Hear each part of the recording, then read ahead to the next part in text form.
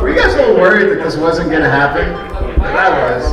And God, it makes it so much better that we're all here and we can be here, we're all safe. But you know what's coming. We have something really, really, really special for you. And of course, you know how we do it at Texas Frightmare Weekend. We like to give these guys a great introduction and show them some Texas love in a way that only we can. So, you ready for Leatherface? Texas Chainsaw Massacre 3. What a cool movie, and we get some great, great stories. Oh, by the way, I keep forgetting, my name's Salfen. You didn't come here to see me, but I'm here actually at least tell you who I am. So, without further ado, how about we bring up the cast and crew behind the film. Okay, wonderful. So, first of all, let's bring up our director, Jeff Burr.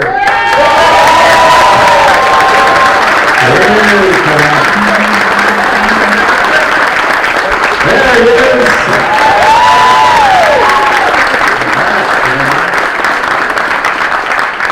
All right, my friend and yours, we got to introduce the wonderful, one and only William Butler. Come on!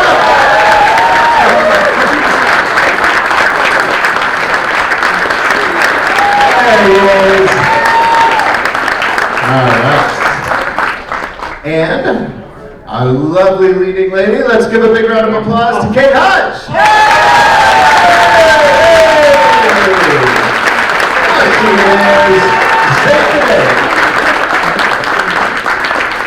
All right. Thank you. I know that whistle wasn't for me. Okay. And you know him, you love him from all kinds of great genre films, but we're lucky to have him right here tonight. The one and only Kate Hodge.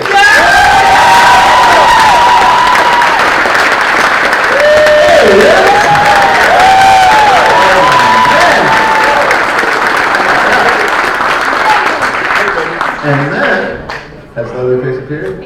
Yeah. Oh! Leatherface himself has joined us. So, you know how to do it. Give a big, big, big round of applause for Leatherface himself. Mihailoff.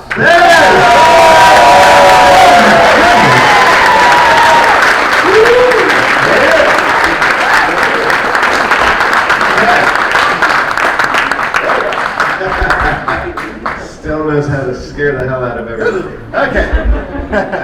Wow, we're so excited to have you guys here. Of course, we love Texas Frightmare Weekend. This is the most lovely bunch of horror fans you could ever imagine.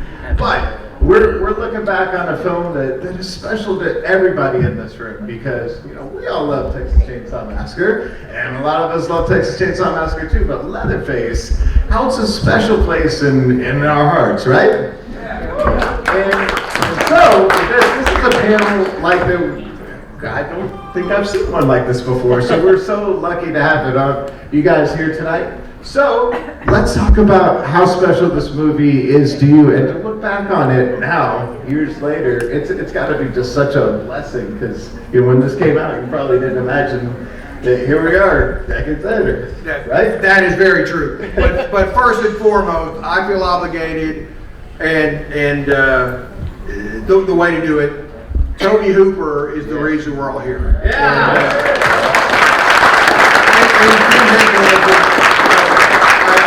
I got to know him a little bit, and just a wonderful guy, underrated filmmaker, I think. But just he's the reason we're all here, and I'd just like to pay tribute to him. Yeah, absolutely. Show of hands, how many of you guys were here at Frightmare long enough ago to where you saw Toby Hooper here as a guest? A few people? Yeah. Oh, that's wonderful. And how special. And of course, this movie has so many good memories on it. In fact, I think you might read some in William Butler's book over there. Yeah. A little bit. I have my book here. You guys, please come and buy it so I don't have to carry it home with me. It's very heavy. They're heavy. Yeah. Absolutely. So let's go up and down. We're going to take questions from the audience in just a minute, but let's go up and down and just talk about, well, first of all, let's hear from Leatherface himself, because we don't always get to hear from Leatherface. What do you want to know? All right. Well, I want to know, like, obviously this movie is special, but like, at what point, when you're in costume, you're up there doing your thing, did you know, oh, this is going to be so cool? The minute I got hired, I knew it was going to be good. And the truth of the matter is, I wouldn't have gotten hired if it hadn't been for this man right here.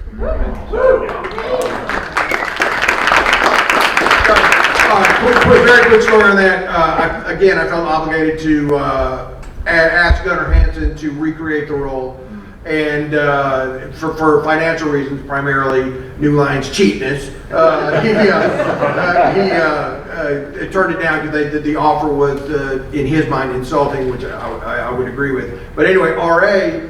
had been in my student film at USC Film School, and was such a fun guy to work with, and he certainly, the build was correct, the strength was correct, the acting chops was correct. So I just felt that was the perfect guy. If I couldn't get Gunnar, R.A. would more than fill the shoes, and he proved me totally correct.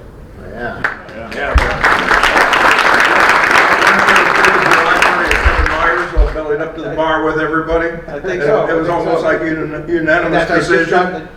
I just got the job like right at 4th of July. We were starting to shoot like July 19th or something. So it's very quick pre-production, and then it was a party over at a mutual friend of ours, and that's when I think I said, "Hey, are you interested?" Or, No, well, I wasn't at the 4th of July party because I'd been at a 3rd of July party. Oh man! And quick show of hands, how many of you guys came face to face with RA in costume today? Terrifying, right? Goodness. Okay, so Ken, what was really special about working on it? At what point were you like, oh, this is going to be amazing? Oh my goodness. Oh my goodness. My goodness. What made this film amazing? Was it the snakes that kept coming by, and we kept having to dodge them from set to the honey wagons and back and forth? No, it was the cast. You know, we had Kate Hodge, we had William Butler, we had Morgenstern, we had Mihailoff. Jeff Burr was the accomplished director. We had Kane Hodder as the stunt coordinator, even though he didn't do anything for my stunt coordinator.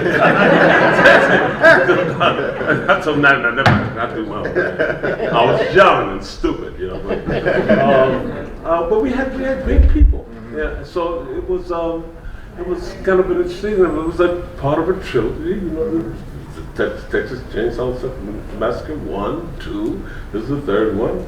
Also, we had, which is strange for me, and I know it's not going to make very much sense to a lot of people, but Cool Gulliver's wife. Yeah, Miriam. Miriam played a woman, and Cool Gulliver I grew up with as a cowboy on Cowboy. And when he came on set, I went, oh, the cowboy I grew up with. Of course, he ignored me. Like I was a dog to him. He didn't do nothing, but it was a great experience. We were having a good time. It was exciting. I love working with Kate and Bill. That was a lot of fun. R.A. and I had a great fight that should go down in history. It's one of the great film fights of all time. And I died a death and came back alive. What could you miss out of this thing? It was, and there was so many great, and again, every freaking night, we had snakes, rattlers. Oh my God. And the crew would have to go. We'd see one. And the crew would have to go. We saw a rattler. They had to go out and get it, cut it up, and they were hanging the skins. And I don't know how many skins they had by the time Pop put it out. But a lot of them. And it was a great time. I don't know what made it special. I think in terms of after we had Greg Toby. Yeah. Who else was it? There was something else with New Line, Toby Hoover. There was some other people behind it that we had a big power. You know, you looked at the production list. Yeah, and you said Mike DeLuca was the Yeah. executive in charge of production, basically. Right. It was his first movie that he was kind of somewhat in charge of, and he became one of the most powerful guys in Hollywood. And the last thing I ever said to Mike DeLuca was, "I want my name off the fucking movie." That's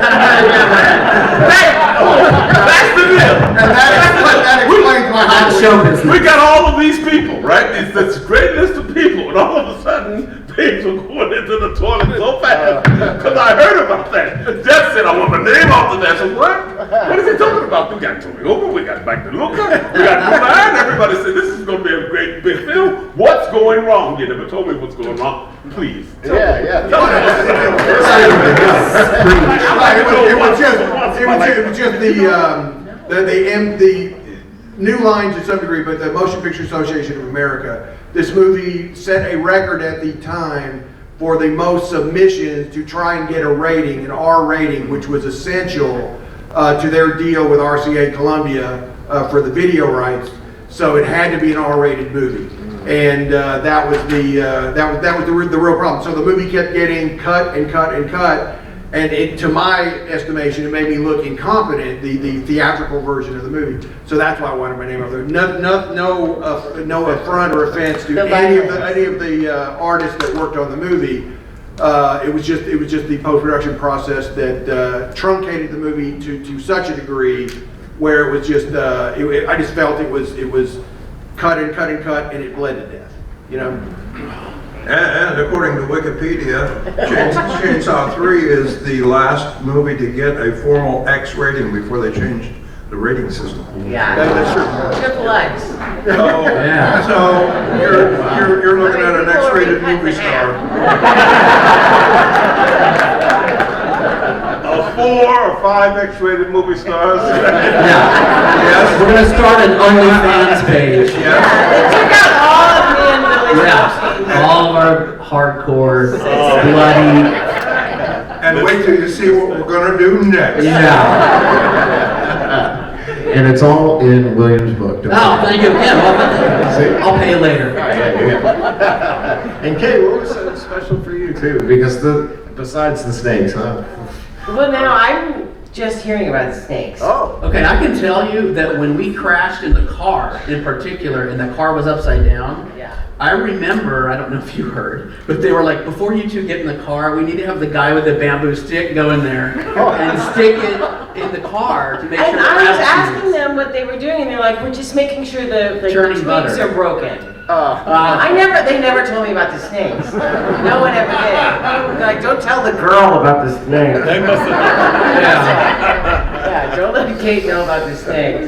So funny. But it was my first feature film, and I was so excited, and it was so much fun, and I was like, I'm the luckiest girl in the world to work with this Same. cast, and Yep. Billy and I had the best time, and I drove Billy and Vigo to work every day in my Honda CBCC. Vigo and I didn't have a car.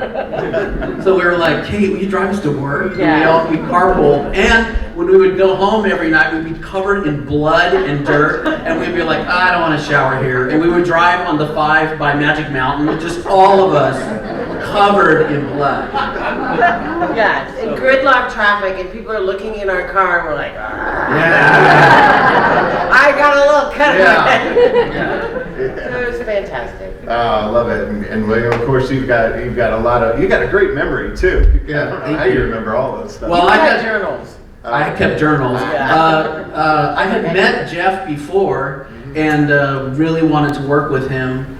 And then when I heard that I got called in on this, I was so excited. And by the time I got to see that Jeff was directing, I was like, oh, please, I want to work with him so bad. And I had worked with, first of all, I was a huge Ken Foree fan, of course, from Dawn of the Dead. And then I worked with him. I was a slime jockey on From Beyond, which filmed in Italy, and Ken was in that with all those bugs flying in your ears. And then I was just like, I can't believe I'm working with this guy. I'm like the luckiest nerd on the planet. Anyway, that's my story. Hold on, I think we need clarification on the slime jockey term. Yes. This is not the You guys know what a slime jockey is? Me and Mike Deke would just stand on the side of the set, and Stuart Gordon's From Beyond, many from Empire Pictures, they all filmed in Rome. And we would stand on the side of the set with a bucket with the paintbrush with methicellulose, which is this clear slime that McDonald's uses as the base for their milkshakes. And then they go, all right, Butler, Deke, get in there. And then we go and paint the slime all over the buckets and dump it on their heads and run out as fast as we could. It's kind of like the kid who picks up the tennis balls, except for with slime. You know, you just run in, get out of the way. And then we also threw bugs at Ken. I don't know if you remember when Ken was eating. Oh God, yes. I don't know if you want to relive what happened. I don't relive it, but was that you, Bill? I'm sorry. A bug flew in his ear. Well, they were actually styrofoam pellets. Yes. And so, you know, me and the Italians are dumping, I don't want to derail this, I know this is a Leatherface conversation, but we were dumping hundreds, thousands probably of these. Yeah, one went in his ear and that was, the party was over. Well, you know, well, I don't want to derail this, but I'm sitting, they cut a hole in the floor, so I'm sitting with my head in a wetsuit, and they poured Karo syrup down to make it stick, but it didn't stop here. It went all the way down to my extremities. and that was for 5 hours, 6 hours. Yeah, you were very patient. Anyway. I was stupid. Yeah. All right, we learn something new every day. Yeah. Slime jockey. All right, I highly recommend being a slime jockey. We've got to talk to them. I'm sorry. We've got to talk to them. I forgot. You brought up some stuff I didn't. I'm sorry. No, it's okay. It's okay. Did I tell you I was a big fan? It's okay. I'll be gentle. Okay. Well, one thing I love about Frightmare, I love so many things to love here, but the crowds are fantastic, but they have the best questions. So I'm just gonna turn it over to you guys. So who is the brave soul right in the front row? It's gonna ask the first great question. I'll repeat it so you guys can hear in the back. So the tone from Texas Chainsaw Massacre 1 to 2 changes so drastically into kind of like a comedy at one point. Was there a lot of pressure from the studios or anybody to make this one more funny or more scary? But the tone changed from 1 to 2, and then was there pressure to change the tone for more funny, more scary for 3? I think always the intent was to bring it somewhat back to the tone of the first movie, which has a little comedy, but primarily like a real relentless, work of terror. So New Line never thought to make it any kind of real comedy at all, and probably rightly so, because like you have the pendulum of the first movie here, the second movie is here, then this movie kind of falls somewhat in the middle in the sense of the tone and the intent. So my biggest regret was I was hired too late to try and lobby for this decision.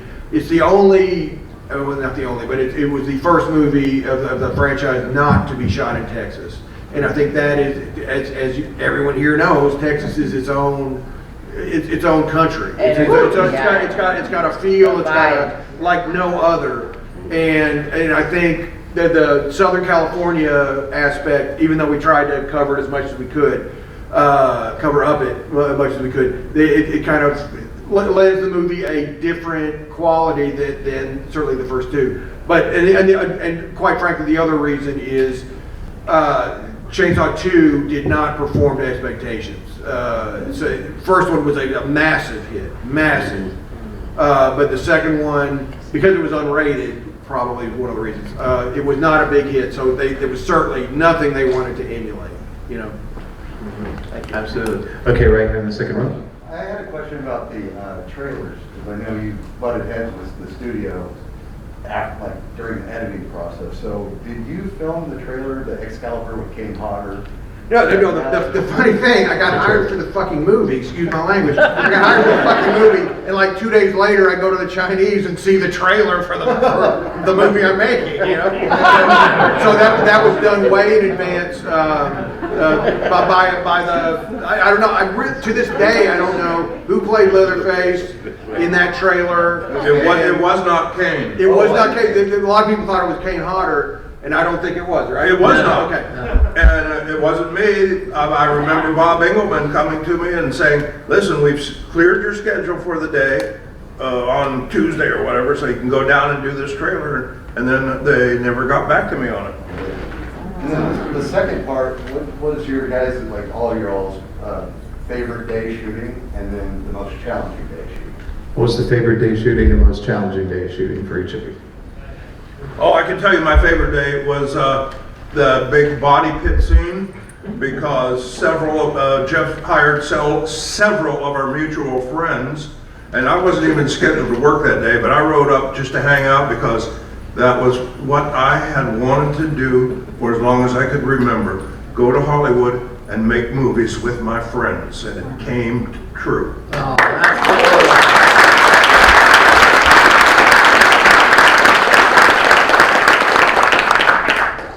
For me, it's not a single day, but it was a section of the work.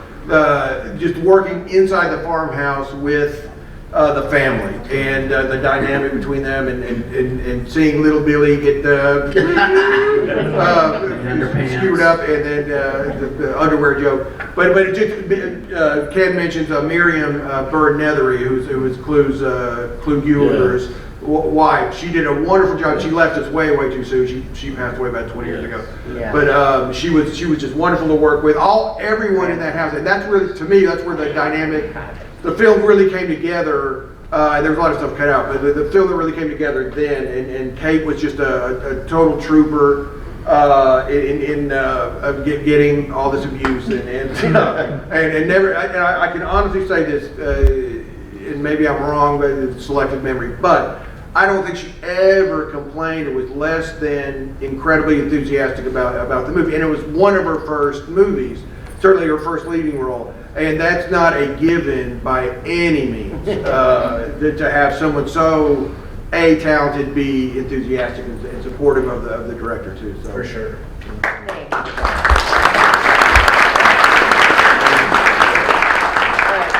Jeff, darling, I was going to say the same thing, that kitchen work where we had, all the boys and my darling love strung up on meat hooks. But Not the first time. it was so, because it was my first major film, or first leading role, and just the camaraderie and the generosity of everyone, and then you come in like with a machine gun through the window and saves me. That was probably my favorite time. I never found it challenging. I don't think I complained because I was so young and so like, okay, I'll get in that body pit. Yeah. I can swim, I can do good, But I think challenging was getting dragged into the body pit by my foot, and I was really excited to do it. Yeah. I break my pelvis today, but back when I was young, I was like, okay, I can do this. It was challenging, it was cold, it was wet. But it was also exciting. There was really not a hard time. It was so fun. I love you guys. I would have to say my favorite day was when we were doing the changing the tire scene. Oh God, yeah. And I remember us sitting in the car and we're looking back, and I remember catching Jeff like looking at me, you and I kind of rehearsing, and Jeff smiling and Jeff seeming like he was happy with what we were doing. I was so I felt so honored to be there, number one, and to see that he seemed to be pleased with what we were doing made me feel really, really happy.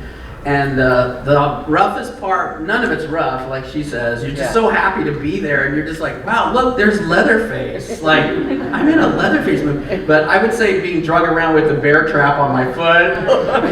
They're like putting the bear trap on my foot. I'm like, don't they make these in rubber in movies? They're like, no, we use real bear traps. Okay. It's like, ah! Anyway. Rough, but no, I'd do it all over again. It was yeah. I'd step in a bear trap for Jeff Burr any day. We have that on record. Okay, all right. We'll be doing it tomorrow afternoon.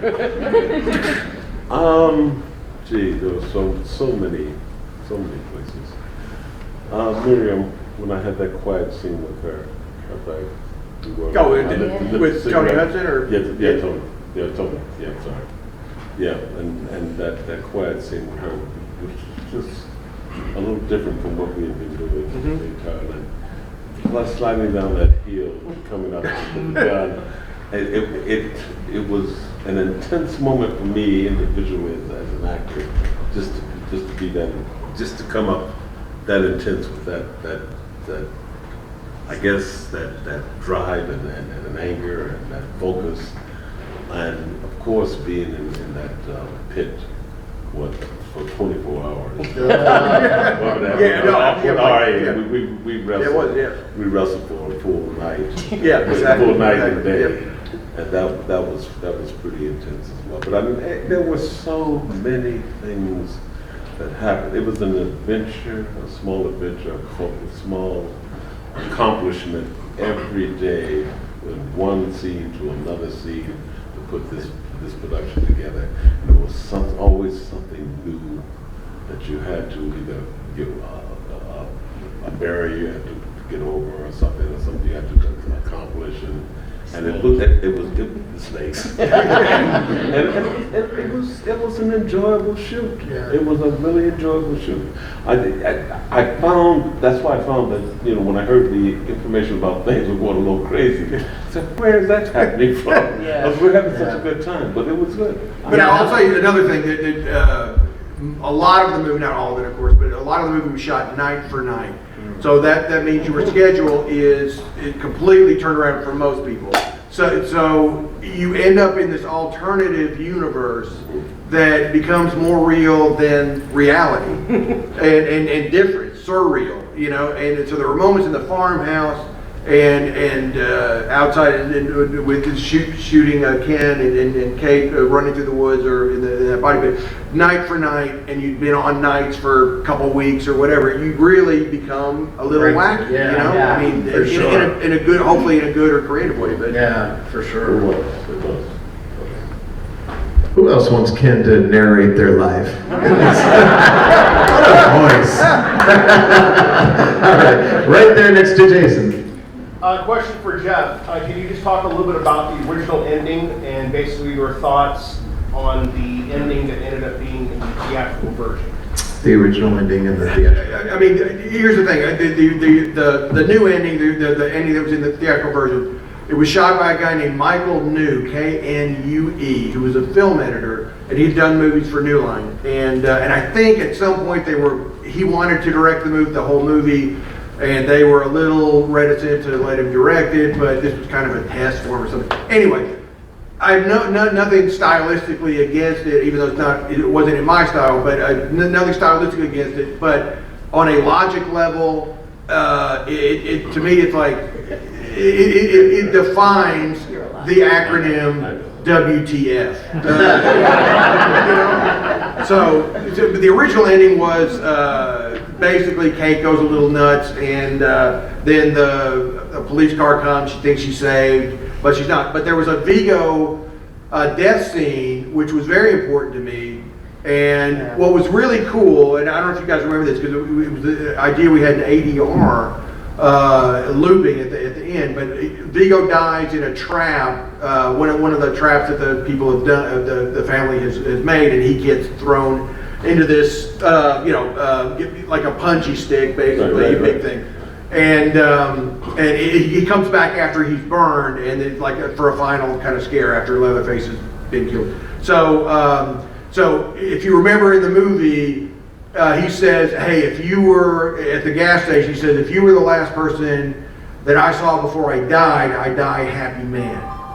So we did a close-up of Vigo, and he just gurgled stuff out on the set, but in ADR we figured, why does he say I'm happy? Yeah. Right. So we looped that, and it was just a perfect little bookend for that character, and that was gone. So I don't know what I heard, which I don't know is true, and it's a testament to Ken's likability and talent. They did a test screening. I went to a test screening, and that was like the beginning of the end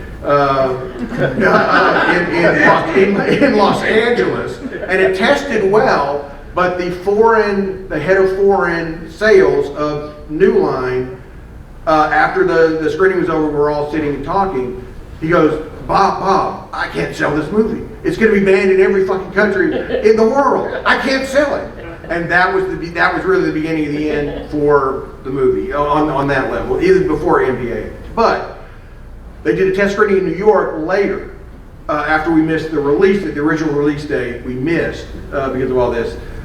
The character of Benny tested through the roof, so they wanted to bring him back. He has to live. He has to live. Exactly. He has to survive that chainsaw. So yeah, the chainsaw.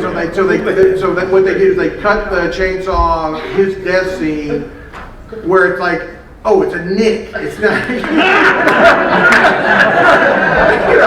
So and I'm not. I mean, in my memory, because I always turn it off for the end if I ever watch it. But I visualize Ken with a big fucking Band-Aid. I don't know if that really was it, but that's kind of the way it was, right? It ended up. Yeah. Yeah, the little scar. Yeah. This little scar with a little bit of blood. Chainsaw goes through your head. And there's a picture of Ken in Gorzone or Fangoria. He's sitting in front of what do you call the head? You know, the puppet head. Yeah. With his brain spilled out. He's sitting there reading the magazine. You definitely remember killing him, right? Well, yeah. Sometimes memory doesn't serve well. All right, there we go. Right there, sir. Just how much pressure was it to follow Tobe Hooper having done Chainsaw 1 and 2? Like, was it? Well, I'll ask these guys because this is going to sound arrogant maybe, but I don't mean it that way at all. I never thought about it because it was just it was like, okay, here's what we have to do. Here's my vision of it, and I'm trying to get on the screen. So there really wasn't time to reflect and go, I'm really stepping in deep. But I knew I was because I totally loved that first movie and respected Tobe as a filmmaker, period.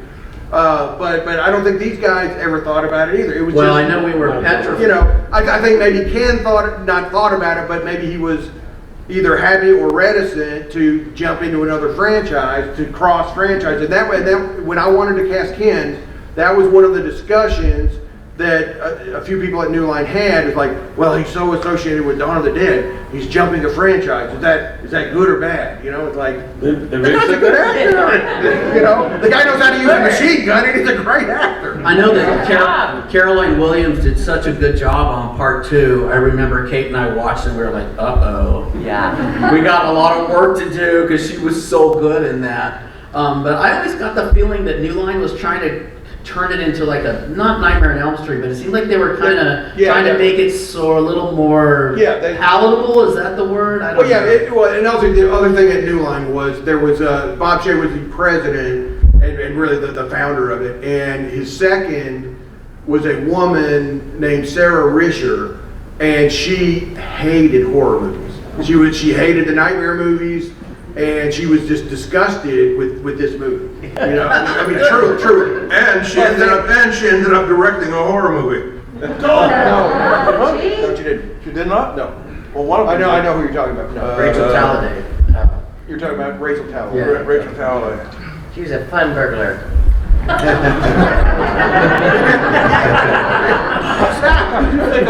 Did you think of Texas Chainsaw 1 or 2? No, I was just like, I didn't. no. But Did you ever? No, I just knew that Carolyn was great. No, it was. This is a new job, new situation. It always felt a little more commercial. You know, we were actors just doing our job. Yeah. Period. Nothing. But R.A. may have had a little, not trepidation, but, you know, It followed Gunnar Hansen, you gotta follow Gunnar. Yeah. But Gunnar didn't do the second movie, so it wasn't like, Oh, I had no problem stepping into the role. I thought it was an honor and a privilege as a fan of the original, as a lifelong horror fan. Are you kidding me? I was chomping at the bit. Ron Johnson was the second. Second. Bill Johnson. Bill Johnson. Yeah. Absolutely. Bill still with us? Bill, but there was a stuntman. Is Bill still with us? Bob Elmore. He is? Yeah. Okay. He is, right?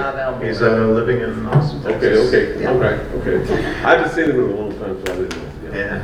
We're actually so lucky to have this group of talented people up here that have so much experience and several things that each of them have done that we love. And I want to know, show of hands, how many of you guys are actors, directors, screenwriters, producers? Anything? A little bit, right?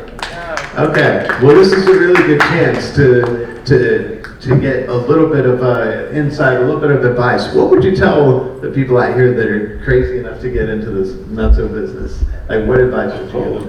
Well, I mean, the main advice I would give anyone that wants to be that is a writer, director, whatever, actor, is, and I'm kind of the walking antithesis of this to some degree. Follow your own path. Don't try to be the next so-and-so, be the first you. And you have a unique perspective that you can bring, and only you can bring. So that you've got to of course you have to have passion, you have to have some degree of education in the medium, but bring your own talent, your own joy, your own passion to any project you do, but really make your movies, because you know, I mean, not to say Leatherface isn't my movie and all these guys' movies too, but the movie would exist without me, and I did too many movies where they would exist without me, and so that would be my advice.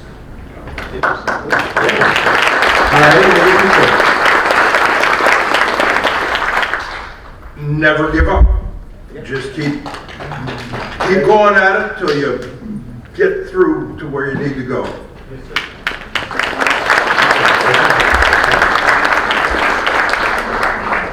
I think to follow your passion, you know, for what you want to do with film and in film. Be prepared for that call, for that break, and be ready to accept a no, and also to keep going and not accept a no. You know, keep pushing and pushing and pushing and going, and no matter what anybody says. And if it's your dream, prepare for it and follow it. Just follow it. Just dig and dig in, and know that it's going to be a rough road for some of you. It's not going to be instantaneous. You're not going to just take over the industry in one fell swoop. But you may just, if you're true to yourself and to your craft, you may just make the right movie and have a great career. So do the right thing. Do the right thing. Well, I would say what worked for me, particularly in the beginning, I never doubted. So even when I was waitressing, I'd say, I'm an actress. Would you like cake? You know? Would you like coffee or dessert? I'm an actress. So I never, by saying it out loud and constantly saying it to yourself and to everyone else. Like I'm a film director, I do special effects, whatever it is. Just say it out loud and a lot. Cool. I would say for those of you who are creatives or content providers, and you get in a position where you're answering to people, do not be afraid to say no, for one. Do not set out, like I did when I first started directing and writing, to be everybody's friend in the company, because it won't work. They'll turn on you like a mother-in-law. Yes. Keep to yourself, and do not be afraid to say no. And if someone comes up, this is the best advice, if someone comes up with a shitty idea that you know you're going to end up having to use, you go, okay, we'll do that, but we're going to make this your idea. I love that. Yeah.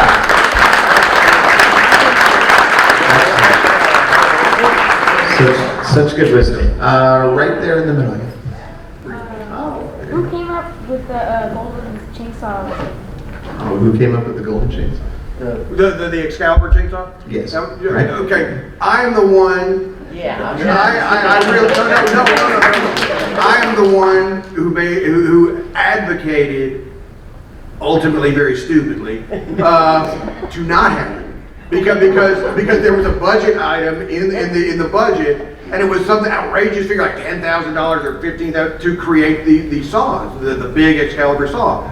And I'm going, guys, we don't need that. It doesn't have to be that. Because maybe I could get a crane for another day or something, that kind of thing. So, and Bob Shea was the one that said, no, it's got to be that big, it's got to be that dynamic. So I would lay that on Bob Shea. And in that respect, and in very little else, he was.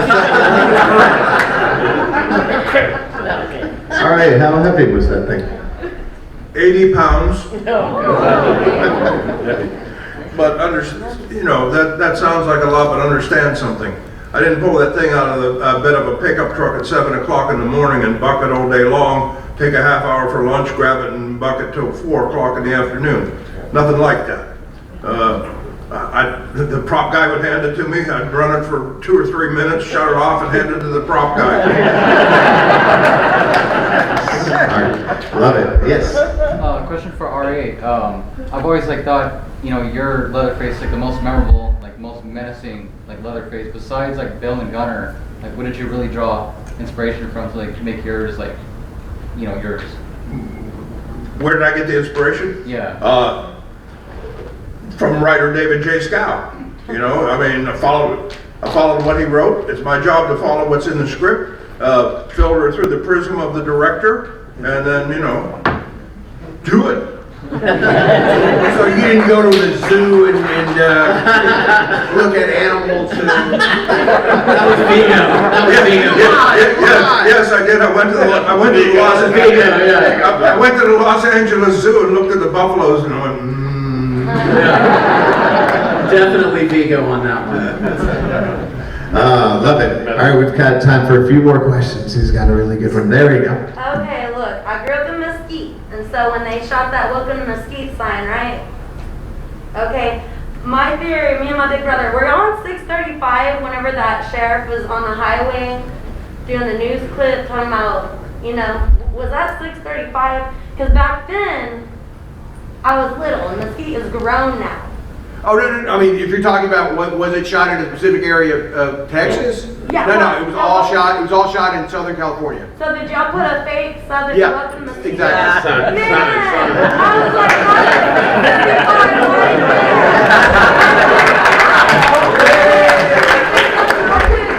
I would say, Lex, I love you, and I love Leatherface because you are a lover. You fell in love with her, y'all got married, you stayed I always tell everyone Leatherface is a lover. But I'm so upset that that was 635. It wasn't 635 because there wasn't that crazy traffic that we frustratingly wanted to. Yeah, I hate 635. Oh my goodness. Okay, we got one back there. Yes. Yes. This is for Ken Foree. For Ken. Like working with Sid Page and Devil's Rejects. Oh, Sid. Oh, we had a brotherhood, a connection. There was a chemistry between us that seemed to just grow out of nowhere. I'm not quite sure why, but we could almost look at each other and tell what each other was thinking. And it kind of worked that way with us. So it was a lot of fun.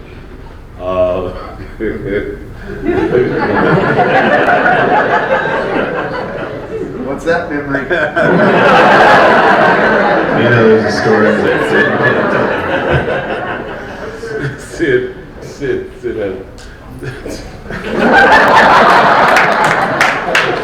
Oh God, no, I can't tell.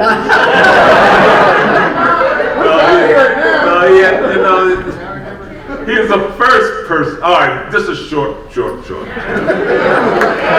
the first person. He calls me one day, and he says, "Ken, yeah, what's going to say? Listen, when we go to the screening, I want you to look at my drawers. When I get out of the bed and I'm walking towards the back to the kitchen. I said, what are you talking about? My drawers when I'm in the bed with Ginger Lynn. I got streaks in my drawers.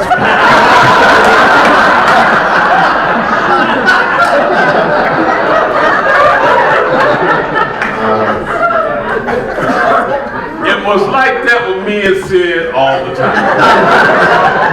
I come up with one for me, he come up with one for him, and I miss him. I miss Sid a lot because we had the relationship could have grown even closer and tighter, and it didn't. And I wish he was around so we had time to cement it even more. So yeah, he was.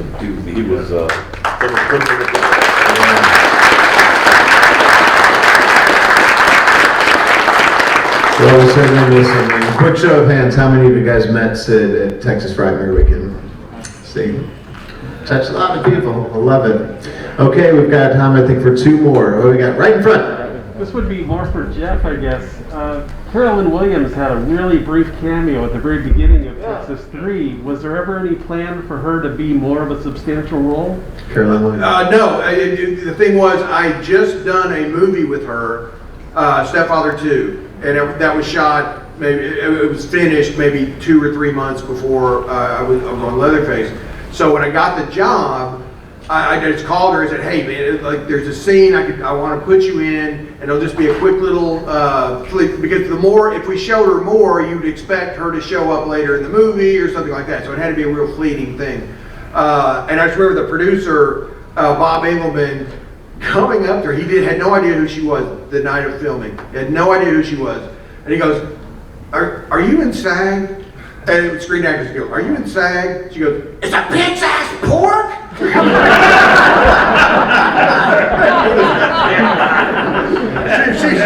a feisty one. I mean, I love Carolyn. She's great. I love that. We got another one here. Yes, towards the back there. Yes, Matt. My question is for Jeff Burr. One of my favorite films of yours was From a Whisper to a Scream. Nice. From Whisper to a Scream. I just want to ask you, what was it like working with Vincent Price? As you can imagine, it was just a dream. I was like 23 years old, and it took a long time to get him to agree to do the movie. I always say it was like hell to get him to do the movie. It was heaven to work with him.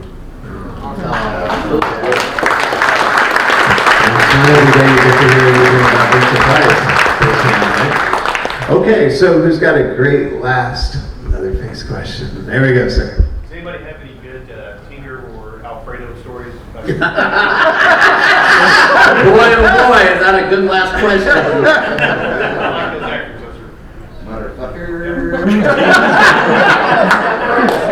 Mascara face. Well, I can tell you I won't speak for both of us, but I know that Tom Everett did a great deal of improvising, and some of the nicknames that we got were heifer asses. Yeah. Mascara face. California daddy's girl. Yeah, motherfuck it. Oh, is it soup yet? Is it soup yet? I don't think he followed anything in the script. Did they write this online? Yeah, that's one of my favorite moments in the movie. And it always makes me laugh. They're in the Ken and is sneaking up on Alfredo with the body pit, and Ken puts the gun on him, and Alfredo turns around, looks at him, and goes, "Do I know you?" Yeah.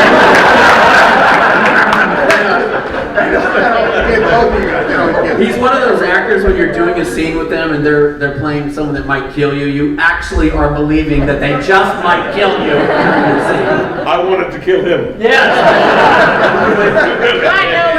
I mean, yeah, it was so special in that movie. And Joe Unger was just super polite and refined and He's a nice guy. Yeah, really nice guy. Really trained actor that just is able to like turn it on. Oh, and he had the hook Yeah. fingers, and he's like, "Get the big skill." Just do it. Yeah, he was phenomenal. But yeah, Joe was great. I did actually a little Texas thing. I produced a movie that he was in Waco, and called Broke Sky. And if you're a Joe Unger fan, you should check that out. Yeah, he's just a great guy. And like Bill said, very trained, and polite, and, Yeah. you know. Really, really nice because you see him and you're like, oh my gosh, am I going to talk to this person on set? Hello, how are you? I'm John. It's like, wow. And he looks like a complete. Yeah, maniac, yeah. All right, before we close it out, let's see, is there anything that you guys want to plug? Anything you want to? Yes, I want to say absolutely. I just want to thank all of you. Yes. It's 30 plus years. You guys have kept the movie alive. I salute you. Thank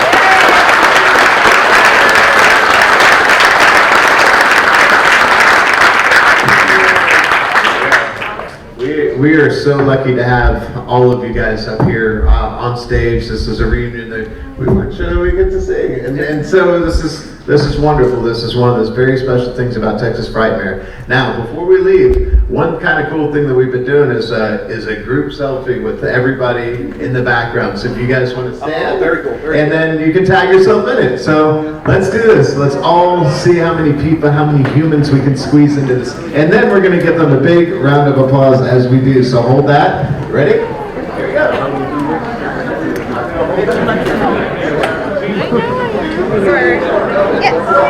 Sorry. Everybody in?